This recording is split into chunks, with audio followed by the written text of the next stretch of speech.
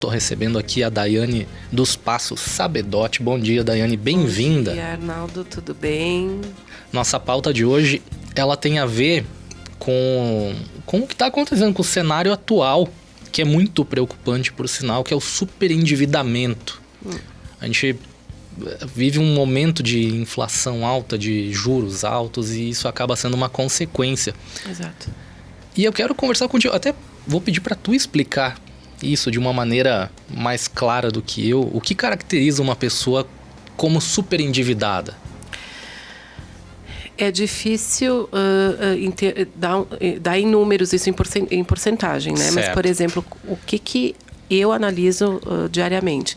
Quando ela recebe o salário e está mais do que 50%, 70% tomado de dívidas, ou pagando empréstimos, ou empréstimo na conta, ou não só consignados empréstimos, mas até aqueles empréstimos que a gente faz em Magazine, né? Também é um empréstimo. Então, a pessoa começa a pagar e não sobra para viver. Certo. Não sobra para o mínimo existencial, que é o que a lei traz, né? Então, nesse cenário, eu considero uma pessoa super endividada. Nem todo endividado vai ser um super endividado. Perfeito. Às vezes aparecem, por exemplo, dicas ou etc. Sempre se diz para ficar numa faixa de 30%, né? Que seria o ideal. Mas se a gente pegar, por exemplo, um aposentado que ganha um salário mínimo, 30% para ele é muito. Sim. Então, por isso que a gente analisa o caso a caso. De fato, o judiciário, as liminares últimas que têm saído, eles têm fixado em 35%, né, dos rendimentos da pessoa. Mas isso a gente se levar para a questão dos aposentados, e 35% é bastante.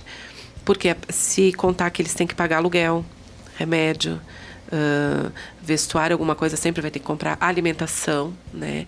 Que os alimentos estão cada vez mais caros, né? Exato. Então, se a gente levar em conta isso, 35% para um aposentado que ganha um salário mínimo é muito. Então, cada caso é um caso, tá? Mas, sim, juridicamente, no Poder Judiciário aqui no Rio Grande do Sul, eles têm limitado em 35%. 35%. Até quero te perguntar como a lei, se existe uma forma da lei ajudar quem está super endividado. O que geralmente, como que funciona, né, num cenário assim? A gente faz uma análise se a pessoa está em questão de superendividamento. Geralmente são aposentados e servidores públicos, tá? Mas isso não quer dizer que só eles podem ser beneficiados pela lei. A gente pega muito, então, vamos pegar um exemplo, um servidor público, ele está lá, ele ganha 10 mil reais por mês, tá? Certo. Ele está pagando, às vezes, 8 mil de empréstimos. Ou empréstimo na conta, ou consignado. Ah, mas como chegou isso que o banco não libera? Mas aí libera na conta bancária. Então, ele está pagando 8 mil, tá? Não está sobrando quase nada para ele. Quando a gente faz a ação, então, nesse caso, o que vai limitar? O juiz, primeiramente, vai dar uma liminar para limitar aqui no Rio Grande do Sul, até agora, 35%. Então, se ele ganha 10 mil, vai limitar em 3.500.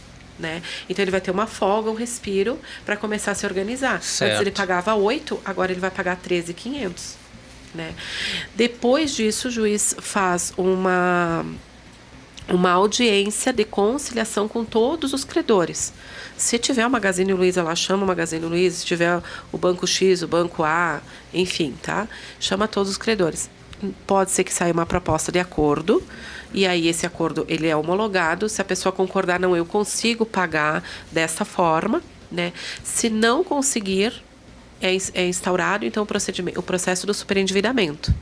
Daí, posteriormente, o juiz vai nomear um administrador, um perito judicial, para analisar contas e contratos dessa pessoa. Porque quando a gente faz a ação, a gente já apresenta um plano de pagamento em 5 anos, que é o que a lei diz. Certo. Então, quando inicia esse plano, a pessoa tem 6 meses de carência e começa a pagar. Então, ela tem 60 meses para pagar. Ah, mas hoje eu estou pagando 8 mil por mês. E com o plano, Aí, com o plano, o juiz vai ver se mantém a liminar lá dos 35% e paga os 13.500, né? Ou se dá para pagar um pouquinho mais ou não. Olha, não dá, tem que ser os 13.500 ou tem que ser 3.000. Ele vai fazer essa análise caso a caso, juntamente com o perito, com o auxílio desse perito. Que interessante isso. E aí, no final, o que a gente vê? A lei ressalta ser nova, de 2021, então os casos ainda estão em andamento, tá? Sim. Então a gente também está acompanhando isso com o Poder Judiciário. Mas, se no final ele tinha que pagar 489 mil e com o plano de ação ele vai pagar 180, ele teve esse deságio, tipo um perdão ali da dívida, de mais ou menos 300 mil. Tá, então, mas isso vai ser analisado quando? Lá no momento que é nomeado administrador, por sentença. Sim, é um processo lento, de muita análise, né? Ele não é tão rápido, tá? A liminar, ela sai rápida. Aí vai do banco cumprir ou não. Tem bancos que demoram para cumprir a liminar também. Daí é aplicado multa. Mas isso é muito interessante. Imagino que eu, como muitos ouvintes, nem sabia dessa possibilidade. Ela é bem interessante, essa lei. E é interessante também, Arnaldo, que seguidamente a gente pega no escritório as pessoas, eu faço análise, digo, olha, você recebe tanto, né? Você recebe, sei lá, tanto. A pessoa diz, eu recebo tudo isso? Eu digo, sim, tu recebe tudo isso, é só tu somar e que tu tá recebendo tudo isso, né? E tu tá pagando X. Eu tô pagando tudo isso, então às vezes as pessoas elas não fazem essa conta de quanto elas estão pagando e quanto elas estão recebendo. E por isso daí vai que faz um empréstimo atrás do outro, na necessidade às vezes, né? Porque tem conta para pagar, teve um gasto extraordinário e aí vira uma bola de neve. Até eu te ouvindo e fiquei pensando nisso que tu falou, principalmente do perfil, vamos dizer, um perfil maior de servidores e aposentados, até por ter um crédito facilitado, né? Exatamente. Não que, como eu disse, um CLT não possa estar numa questão de superendividamento, pode sim, mas geralmente aposentados e servidores, porque como tu disse, eles fazem no consignado.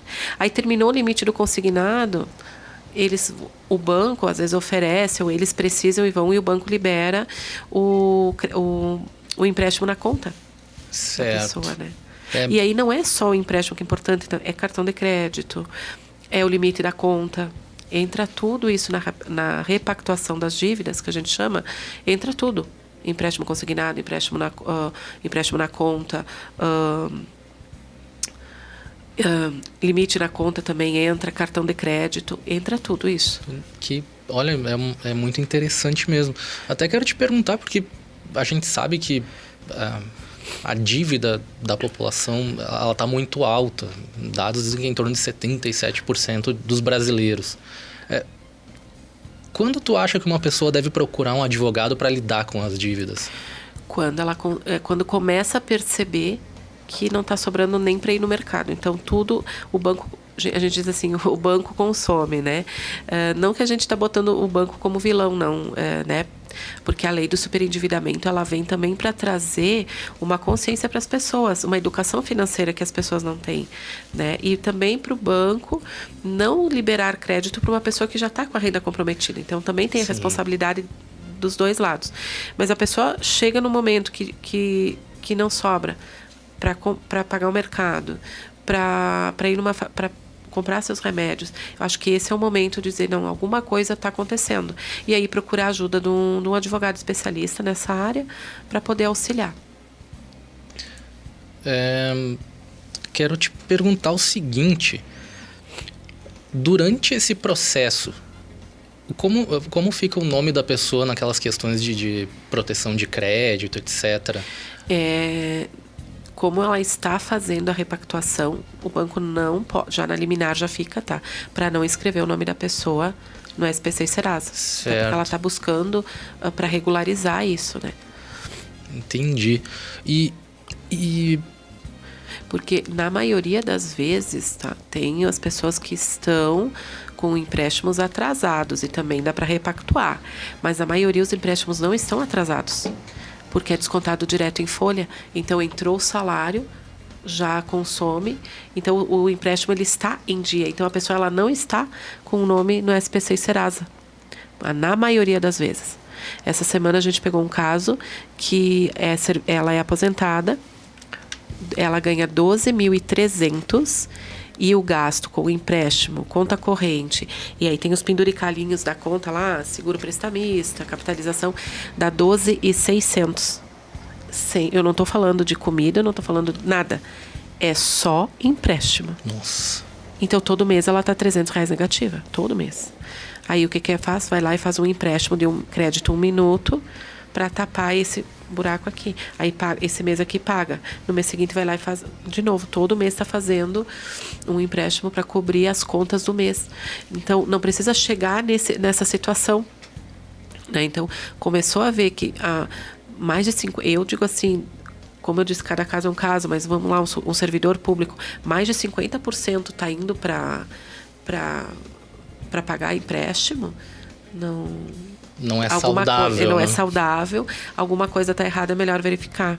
Eu recebi uma pergunta bem interessante aqui do Clodoaldo, que está nos ouvindo, que ele perguntou o seguinte: durante o processo, se a pessoa que, no caso, pediu a tua ajuda, ela se endividar novamente, é possível isso acontecer? O que acontece, tá? Isso tem que cuidar mesmo. O banco, ele não vai mais liberar. E quando for nomeado o administrador judicial, o administrador vai dizer, tu fez de novo. Então, é muito importante que... O que acontece? Hoje a pessoa ela se endivida nesse caso, nesse exemplo que eu citei. Ela ganha 12 e ela está gastando 12.600. Ela não tem para onde correr. Então, ela vai acabar fazendo um empréstimo porque ela precisa viver. Ela precisa comer, ela tem as contas, luz e tal. Então, ela acaba fazendo. Mas depois que dá esse respiro, é para a pessoa... Por isso que eu disse, a lei também é para uma consciência do consumidor de educação financeira. Ele vai ter que se readequar. Não é que a gente vai entrar com a lei, vai fazer a repactuação das dívidas, por exemplo, um servidor que ganha 20 mil. Eu fiz a repactuação agora, eu tô com uma folga. Então eu vou viajar, eu vou comprar um bem de luxo. Calma. Não, ele vai ter que se adequar à situação dele. Então, ela é para repactuar, para educar financeiramente, tá? E isso vai ser analisado, sim, lá na questão do plano depois com o administrador que for nomeado. Até porque, agora te ouvindo e entendendo, a lei vai fazer com que as tuas dívidas fiquem numa porcentagem saudável da renda. Pra ti, né? Exatamente. Então, não significa que entrou um dinheiro extra e pode gastar. Não, ela tá no limite saudável. Tá no limite né? saudável. E depois, com o administrador, esse limite ele pode aumentar ou não. Então, assim, por exemplo, se é esse caso que eu falei, que eu dei o exemplo, ela teria que estar pagando mais ou menos 4.300 por mês. Então, ela vai ter uma sobra de 8 mil. Tá, mas se quando o administrador judicial for analisar o que ela precisa para viver, se ela paga aluguel, se ela tem combustível, porque não são todas as contas que entram na repactuação. Ia te perguntar sobre isso. Não são todas. Então, assim, empréstimo imobiliário não entra para renegociar, empréstimo de financiamento de veículo não entra, crédito rural não entra. Mas ele é analisado. Então, assim, eu pago R$1.000 de financiamento. Então, eu preciso desses 1.000 para viver. Porque é da moradia. Eu tenho financiamento do veículo, é o único veículo que a gente tem. Eu preciso pagar esse financiamento. Então, ele entra na análise do mínimo existencial. Perfeito. Mas não para negociar. Sim. Então, se nesse caso, chegou o administrador e disse, olha, agora, com o mínimo que tu tem, tu consegue pagar 5.000, ela vai conseguir pagar 5.000. Isso é muito interessante. Então, é difícil a pessoa voltar, porque ela vai ter um respiro grande ali, né? São, vamos dizer, dívidas que a gente pode ter de todos os lados, mas nem todas são negociáveis, né? Nem todas são... Não no superendividamento. Sim, exato. Não no superendividamento. Aí pode ser feita uma análise depois. Tá com juro abusivo, precisa de uma revisional. Bom, é feito separado, não aqui.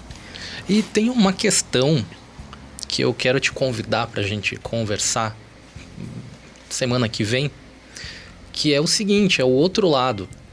Estar devendo para uma empresa e o modo que essas empresas cobram.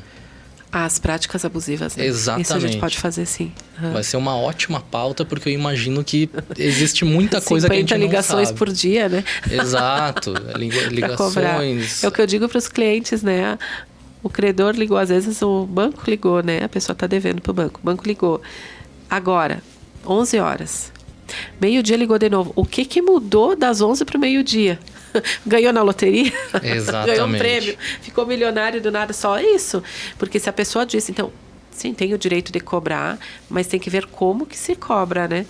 Exato. Sim, a gente pode falar, sim. Vai ser um ótimo bate-papo para quem Isso. está nos ouvindo, quer entender um pouco mais sobre o assunto, às vezes quer tirar uma dúvida, vai lá no Instagram, DPS_Advogados Associados. DPS_Advogados Associados. Você pode mandar uma DM. Tem muito material bom lá também. Parabéns. Não sei quem organiza o... A Camila. Camila, parabéns, Camila. É muito bem organizado, tem muito material informativo ali. A gente vai gravando os vídeos, vai publicando. Tá, é muito bom, muito acessível. Obrigada. Daiane, agradeço muito a tua presença. agradeço. Nosso encontro aqui já está marcado, terça que vem. Terça-feira que vem vai ser a nossa parceira do escritório. Certo. Que eu acho, tá, que ela vai falar sobre rescisão indireta. Certo. É direito do trabalho. Então, numa outra oportunidade, falamos na próxima sobre, semana a gente já vai falar sobre as cobranças abusivas. Isso, exatamente. Maravilha. Seguimos com música boa aqui no RádioCast. Daqui a pouquinho tô de volta.